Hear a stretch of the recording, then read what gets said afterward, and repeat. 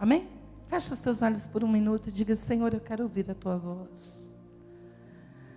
Fala comigo, Senhor, eu quero ouvir a tua voz. Fala conosco, Senhor. Nós precisamos de ti, de ouvir a tua voz. Palavras humanas são ocas e vazias, mas aquilo que vem do teu Espírito transforma, muda, dá diretriz. Ajuda-nos, Senhor, a compreender a tua palavra em nome de Jesus. Eu vou ler, não vou ler todo. Quero que você leia lá na sua casa, Lucas capítulo 15, do versículo 11 até terminar, porque o texto é grande e a gente vai acabar gastando muito tempo na leitura. Mas eu acredito que todos que estão aqui conhecem essa parábola do filho perdido. Nós temos falado sobre paternidade nessas últimas 2 semanas que passou. E agora essa é a 3ª semana que nós estamos falando sobre isso. A primeira semana nós falamos da necessidade da gente acertar os nossos relacionamentos com os nossos pais. Porque por mais que você diga, está tudo bem, você sabe que as maiores feridas da nossa alma são geradas dentro da nossa casa. É porque os nossos pais são maus? Não, porque eles simplesmente também não souberam lidar com a situação da vida deles mesmos e depois ter que lidar com a vida dos filhos é complicado. Quem não é pai e mãe aqui, ou que ainda não é, ainda será um dia, vai entender o que eu estou falando. Nós não sabemos, nós não aprendemos a ser pai e mãe. Nós aprendemos a ser pai e mãe quando tem o filho. Quando o filho já está no colo. Aí você vai aprendendo, lidando com a situação. Então, muitas vezes nós vamos errar nessa condição de pai e de mãe. Muitas vezes nós vamos fazer errado. Às vezes vamos acertar, ok, legal, mas nós vamos errar muitas vezes. E nesses erros nós podemos causar dentro da vida dos nossos filhos feridas profundas, que eles levarão para a vida. E que a vida de cada um deles será norteada, muitas vezes por essas dores da alma. Então, nós falamos aqui na primeira semana da necessidade da gente reconectar com os nossos pais. Se havia alguma dor, alguma ferida causada por eles e que você está levando para a vida, perdoe-os. Porque muitas vezes nós somos vítimas de vítimas. Eles também foram vítimas dos pais, que foram vítimas dos seus pais. É uma cadeia que a gente não acaba nunca se a gente não encerrar ciclo. E a primeira maneira da gente encerrar ciclo é perdoando. Perdoando os nossos pais. Reconhecendo que eles são maiores que nós. Porque ele nos deu a vida. Ah, mas meu pai foi ruim, sumiu, desapareceu, nunca vi, não sei quem é, eu sou adotado, não importa qual foi a tua história. O importante é que você reconheça que alguém te deu vida, e esse alguém que te deu vida, ele é maior que você e merece honra. E não sou eu que estou dizendo, foi o próprio Deus que disse: honra teu pai e tua mãe, para que tudo te vá bem e seus dias sejam prolongados na terra. Então, esse é um mandamento de Deus. Então, nós conversamos sobre isso. Para que a gente entenda a paternidade de Deus, nós precisamos compreender e aceitar muito bem a paternidade dos nossos pais. Na segunda semana nós falamos de quantas vezes nós somos religiosos. E eu vou falar um pouquinho mais sobre isso hoje, quando falar dos filhos, nós vamos conversar um pouquinho. Mas nós falamos do quanto nós nos esquecemos de nos relacionar com Deus e vivemos com Deus como se fôssemos servos somente e não filhos. Essa história que nós leríamos aqui hoje, que eu convido você a ler lá na sua casa, do capítulo 15, do versículo 11 até o 31, descreve a história de 2 filhos e um pai. Todo mundo conhece essa história. E hoje eu queria conversar a respeito desses 2 filhos e perguntar para você e para mim, quem deles 2 nós somos? Porque um deles nós vamos ser em algum momento. Então, há um contraste nesses 2 filhos, e que esse contraste vive e convive dentro da igreja. O filho mais velho foi o que ficou. Deixa eu ler só um pedacinho da história para a gente localizar, tá?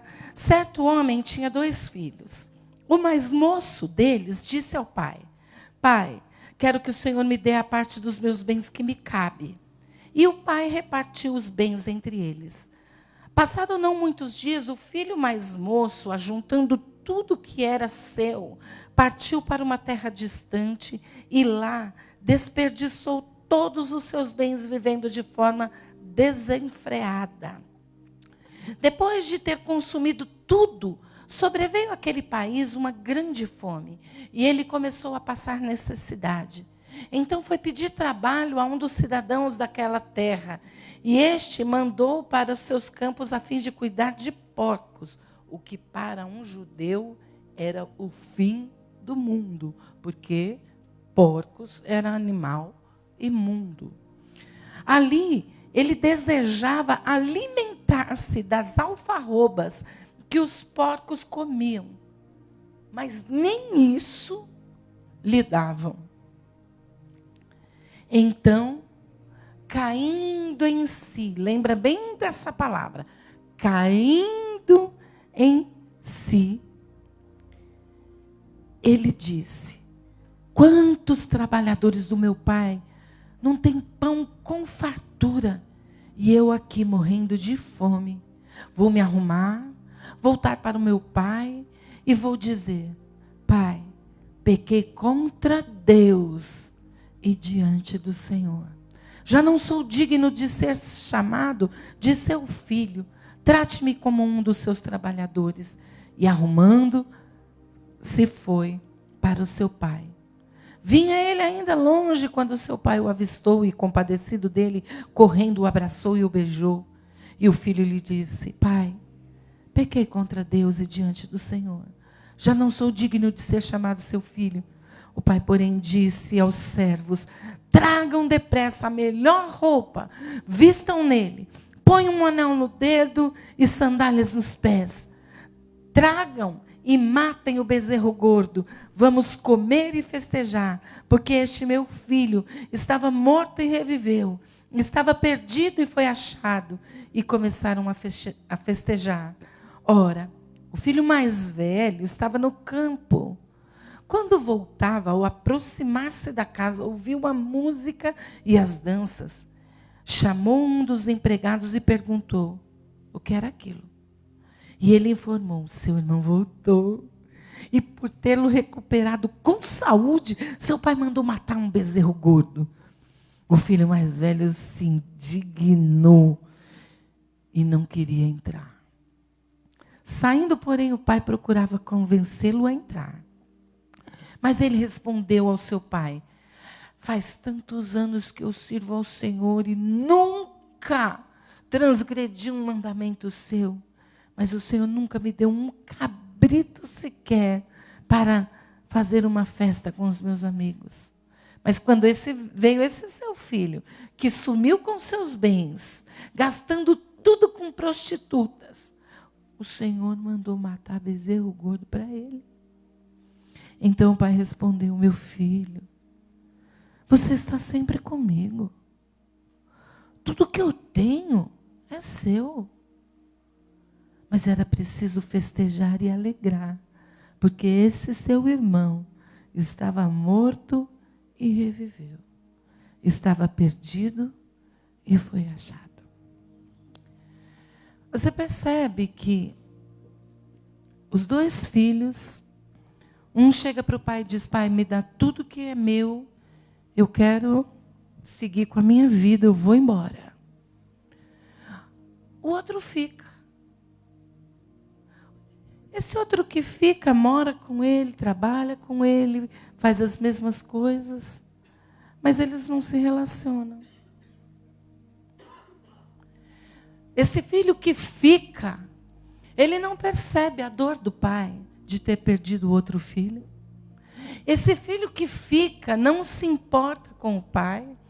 Ele não sabe o que o pai pensa, nem o pai conhece os pensamentos dele. Quando o irmão chega, é que eles sentam para fazer uma DR.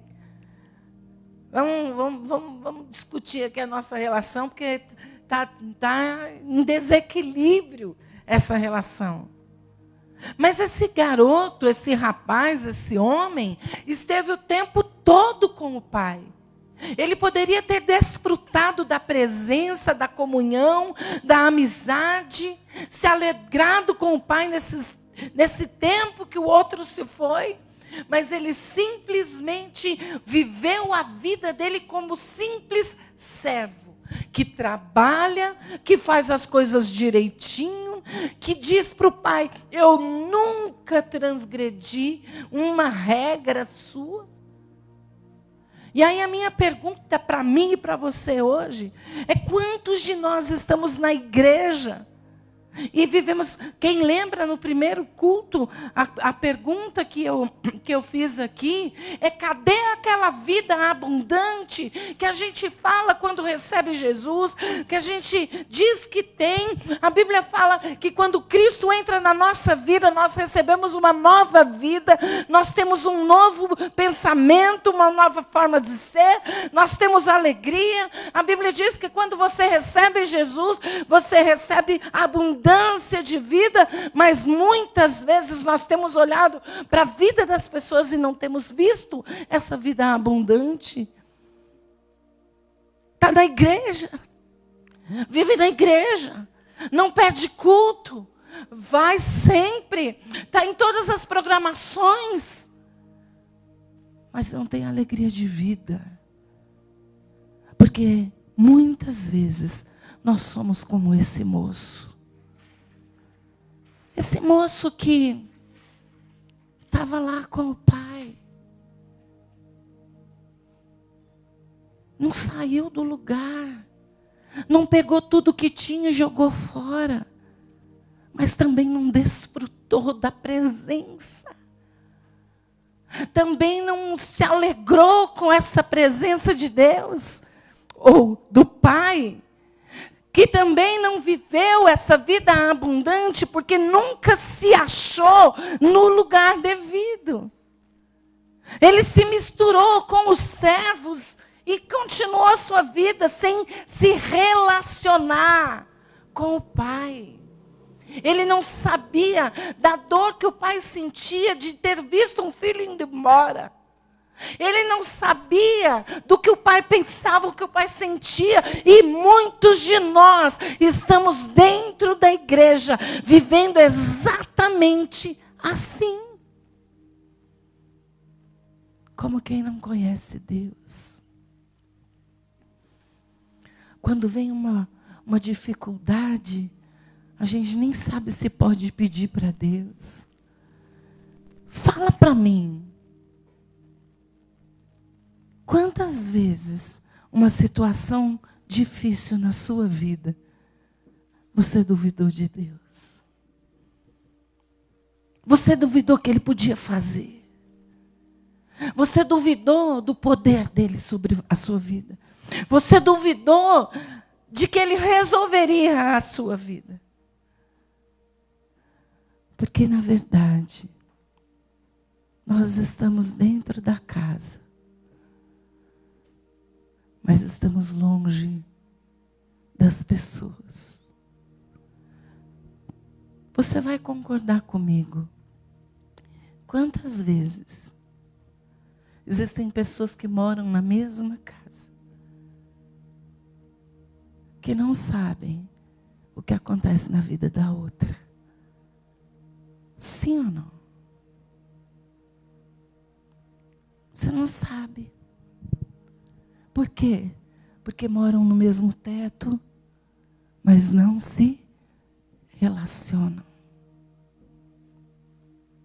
Esse filho ficou. Ficou para quê? Ficou por quê? Eu não estou defendendo o que foi. Mas também não posso dizer que o que ficou no seu lugar certo, na sua postura correta. E é isso que muitas vezes acontece comigo e com você dentro da igreja. Nós não experimentamos da glória, da graça, do poder de Deus, das coisas grandiosas que o céu tem. A Bíblia diz que venha o teu reino, quer dizer, a glória de Deus precisa estar na minha vida e na sua vida, mas muitas vezes nós não temos experimentado dessa glória de Deus, porque nós só estamos. Nós só vamos para a igreja, porque hoje é quinta. É dia de ir. Bem que eu não queria, mas é dia de ir. Domingo você fala, puxa vida, eu queria mesmo era jantar fora. Não queria ir para a igreja. Queria passear, queria sair, queria viver minha vida.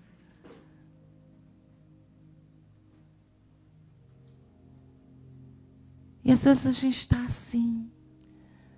No nosso relacionamento com Deus. Deus, eu estou aqui porque eu morro de medo do inferno. Deus, eu estou aqui porque eu entendi, meu racional já entendeu, mas não era isso que eu queria. Sabe por que a gente vive esse evangelho? Porque a gente vive na superfície do relacionamento. A gente vive na superfície. E quando, na verdade, o que nós precisamos é nos aprofundar. A Bíblia diz que a gente precisa conhecer e continuar conhecendo a Deus. Eu não conheço Deus uma vez. Como eu não conheço pessoas uma vez. Como eu não conheço a mim mesma de uma única vez. Eu dizia para o meu esposo, a gente foi tomar um café ontem. E a gente conversando, eu disse para ele, Mauro, o segredo da vida. Eu descobri o segredo da vida. O segredo da vida é você se conhecer. Porque se você não se conhece, você não conhece outras pessoas e você não conhece a Deus. Por que você acha que a Bíblia diz assim? Ame a Deus sobre todas as coisas, o próximo como a ti mesmo. Você percebe que é um triângulo? E para qualquer lado que você virar o triângulo é o triângulo. Você já pensou nisso? Qualquer lado que você vire o triângulo, ele tem as mesmas medidas. Se você pensar que ame a Deus, como você se ama e como você ama o próximo. Se você não ama você, se você não ama o próximo, você não ama Deus. Se você não ama Deus, se você não ama você, você não ama o próximo. Está tudo dentro desse triângulo. Então, se conhecer, olhar para dentro de si, isso você vai fazer através de você e através do Espírito Santo, que te conhece melhor do que você. Ele conhece áreas que você desconhece. Ele sabe quem é você verdadeiramente, porque nós temos a tendência de achar que a gente está ótimo, que o mundo tem defeito, mas nós estamos, ok. Eu sou legal, eu sou gente boa, eu sou gente fina, eu tenho educação, sempre eu, né? O nosso ego é inflado. Mas quando você deixa Deus falar para você quem você é, aí a coisa não é tão fácil assim, não. Aí quando você pensa que não, você percebe que você tem inveja, que você tem sentimentos ruins, que você tem mágoas, que você tem ressentimentos, que você tem dores na sua alma e que essas dores se tornaram pecado, porque o grande problema das feridas da alma é que o diabo usa as suas feridas para te levar para o pecado. Por isso nós precisamos nos curar. Aquele rapaz que ficou morrendo de inveja do irmão que foi. Talvez por não ter a coragem de dizer, eu vou também. Ou então, vou esperar esse senhor morrer, vou viver minha vida, né? Tenho que ficar, porque o outro foi. E quantas vezes nós somos essa pessoa? Que ficamos por obrigação. Que ficamos porque não somos tão corajosos quanto aquele que foi. Nós estamos próximos do Pai, mas não próximos o suficiente para conhecê-lo, para viver uma vida com Ele. Nós estamos longe que não conseguimos usufruir da presença do Pai.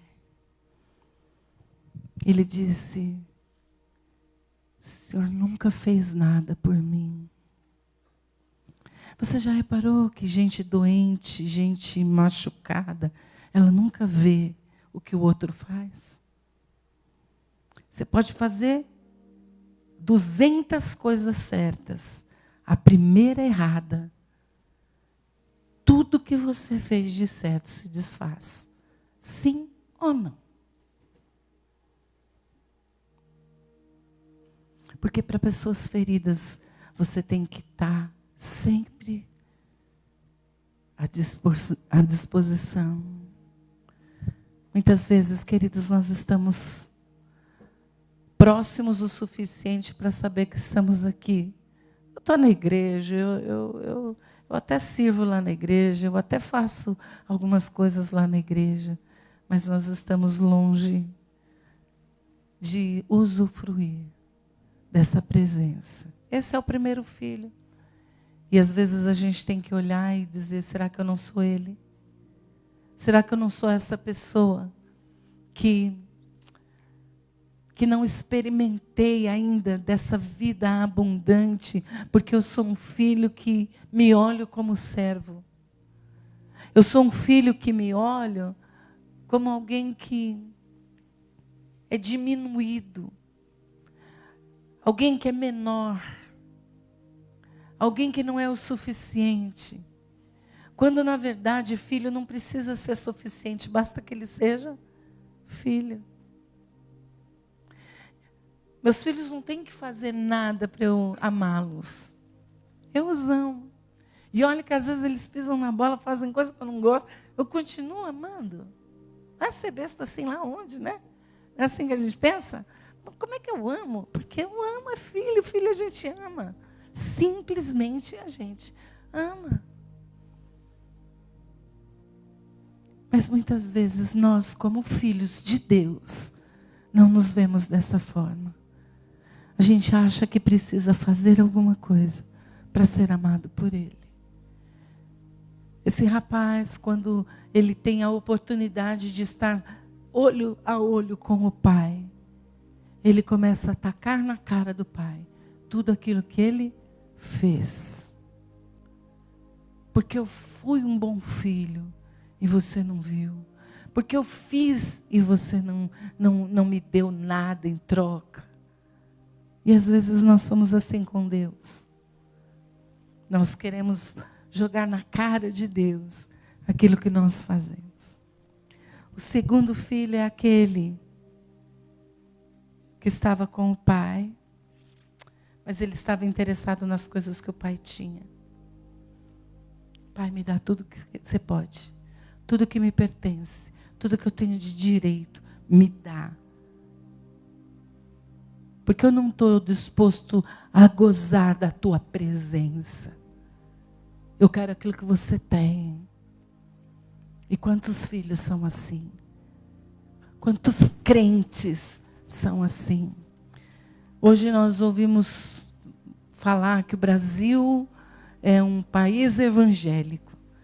Está migrando do país católico para o país evangélico. Está ali páreo. E eu me pergunto, qual o evangelho? Porque nós temos um evangelho daquele que vem para Jesus, que a sua vida vai ser boa. Olha, você quer comprar um carro bom mesmo? Então você dá uma oferta bem boa mesmo, e assim Deus vai te recompensar e você vai comprar um carrão. Tem esse evangelho, que tem muita gente seguindo. Aí, não dá certo o carrão que ele queria, aí ele não quer mais Jesus, porque foi vendido para ele um evangelho do vem para Jesus, que a sua vida vai ficar legal.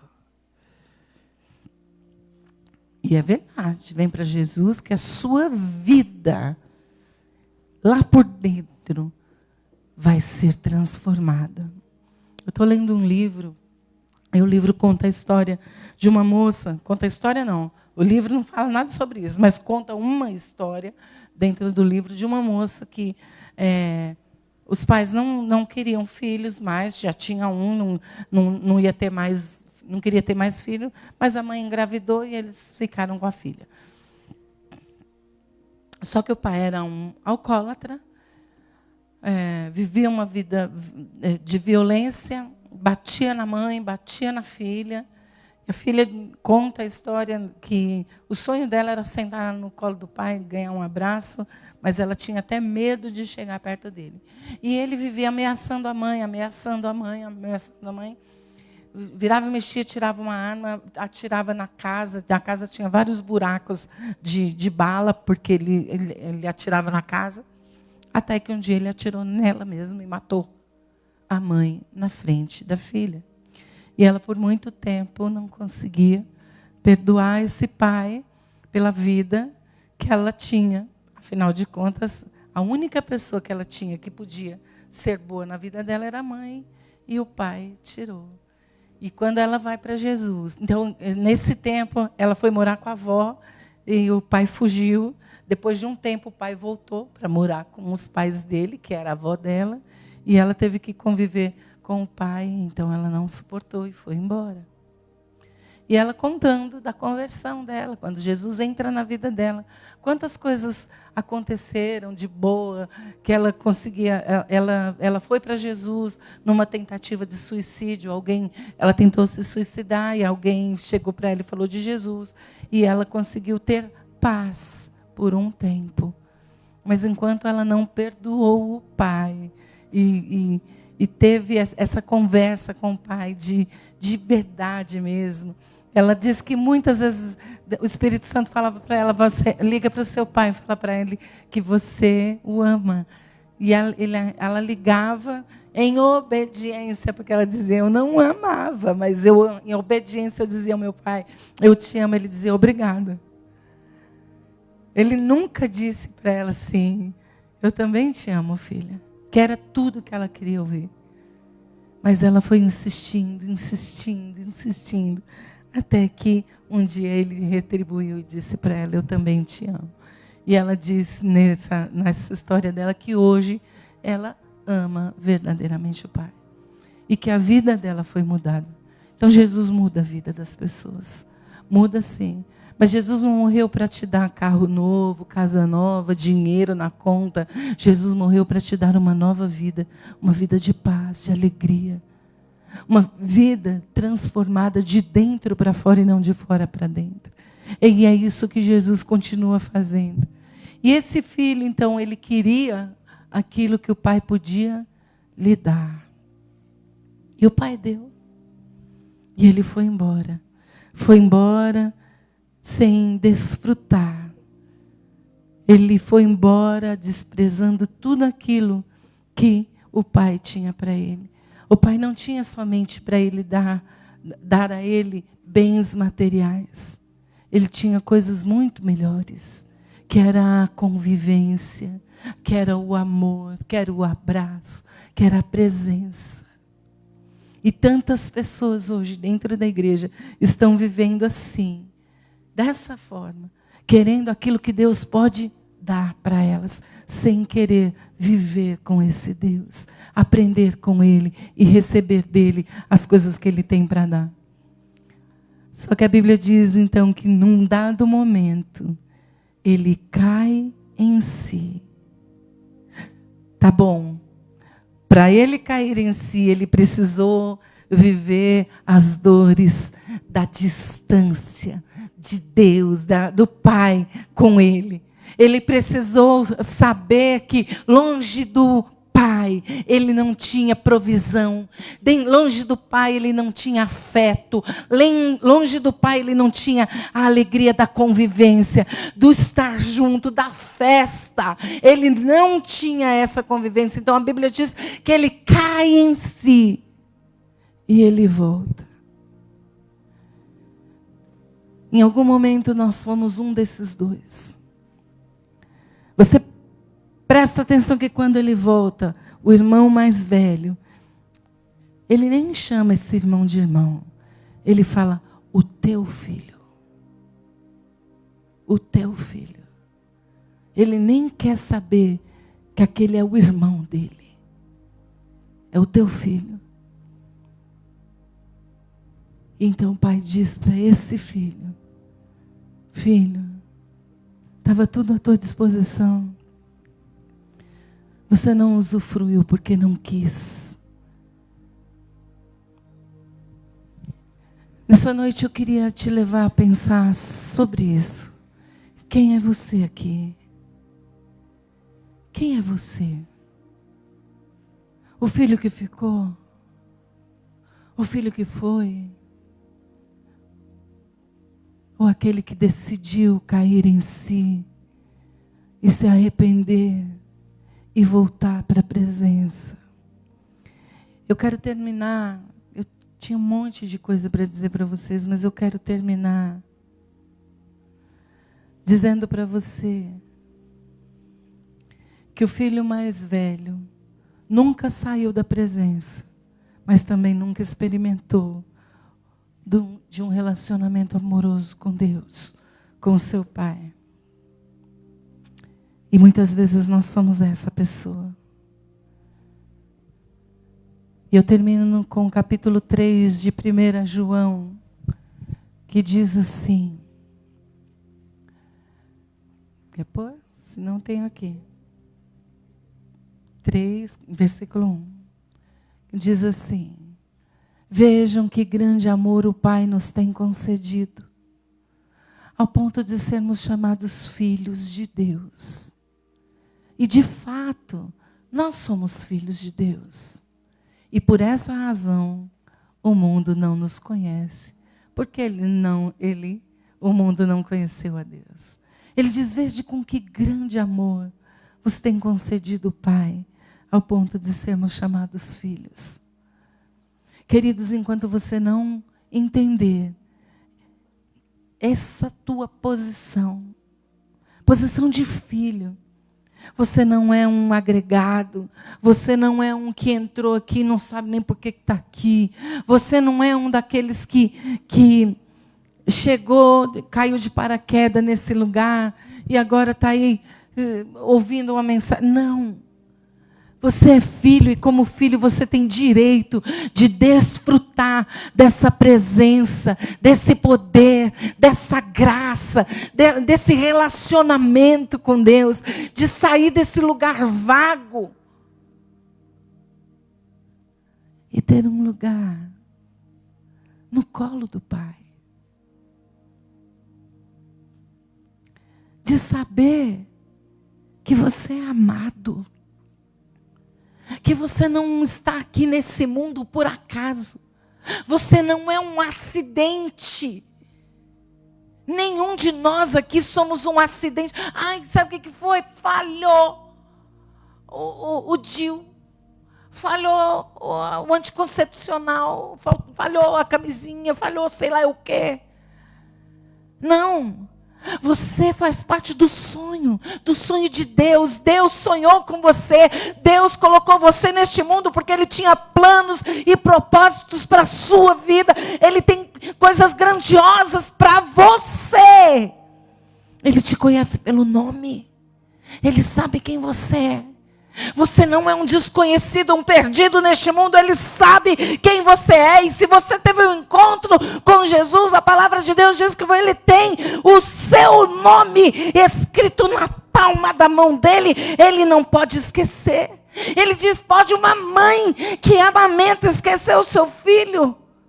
Mas ainda que ela esqueça, eu nunca me esquecerei de você.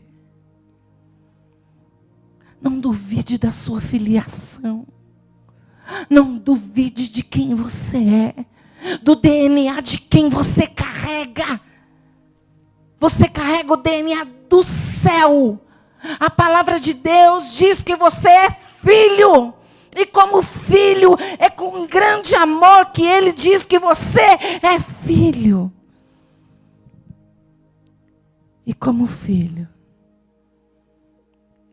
usufrua dessa presença, dessa paternidade, desse lugar onde você pode ser abraçado. Quando eu disse para vocês aqui que a gente precisa curar primeiro a nossa paternidade humana, eu tive muita dificuldade de chamar Deus de pai. Agora eu vou dizer uma coisa para você, quando você for orar, pare de chamar Senhor, Deus, não chame Pai, porque é isso que Ele é, o seu Pai, o seu Pai amoroso, o seu Pai querido, o seu Pai que te ama, o seu Pai que dá vida por você. Qual pai aqui que vê o filho em perigo não vai se colocar na frente? É isso que Ele faz. Por mim e por você. Porque nós somos filhos. Assuma esse lugar. Se coloque nesse lugar. Não como um filho diminuído. Não como um filho que foi deixado. Veja com que grande amor vos tem concedido o Pai. Ao ponto de ser chamado filho. Filho de Deus. Filho querido. Filho amado. A partir de hoje, quando for falar com Ele, diga, Pai. Paizinho. Pai querido. Pai amado.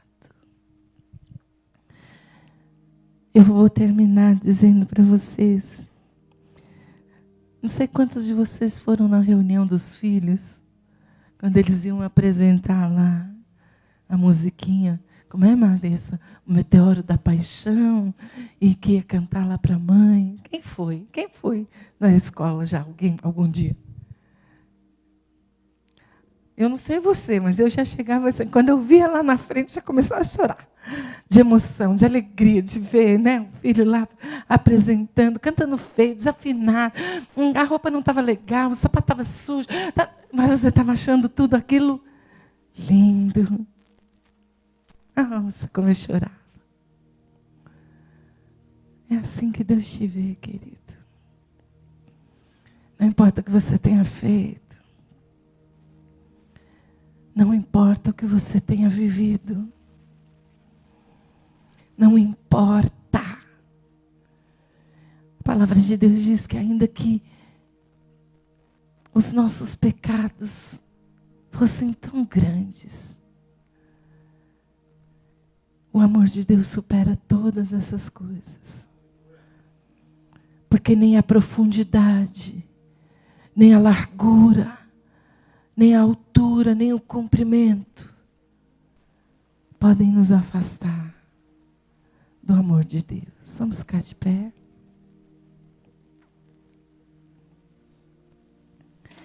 Eu quero que você se veja hoje como aquela criança Porque o Pai está olhando. O Pai está olhando. E você está feliz porque Ele está te olhando. Como aquela criança que vai lá fazer a apresentação. Quando ela vê você na plateia, quando ela vê o Pai na plateia, ela se anima, ela sorri, ela fica feliz porque o Pai está lá. Eu quero que você entenda isso. O Pai está te olhando. Ele está te vendo e Ele está achando lindo você. Porque Ele é o seu Pai. Oh, Pai, obrigada. Obrigada porque, apesar das nossas deficiências, apesar das nossas mazelas, apesar dos nossos pecados, apesar de quem nós somos, Senhor. Quantas vezes nós somos como aquele filho invejoso, que não nos alegramos quando o filho volta. Quantas vezes nós somos como aquele filho que ficou, mas que também não desfruta da tua presença. Nos perdoa por isso, Senhor. Nós queremos nessa noite cair em si. E perceber, Senhor, que os teus braços estão abertos para nós, apesar de nós. Ajuda-nos a compreender, Senhor. Como religiosos muitas vezes nós somos. E por sermos tão religiosos, nós perdemos da tua presença, do teu amor, da tua graça. Estamos sempre cobrando dos outros e cobrando de nós mesmos aquilo que só o Senhor pode nos dar. Pai, Pai, Pai, é isso que o Senhor é. Um Pai amoroso, cuidadoso. Um Pai perfeito. Um Pai presente. Nós amamos a Ti, Senhor. E queremos desfrutar desse relacionamento entre Pai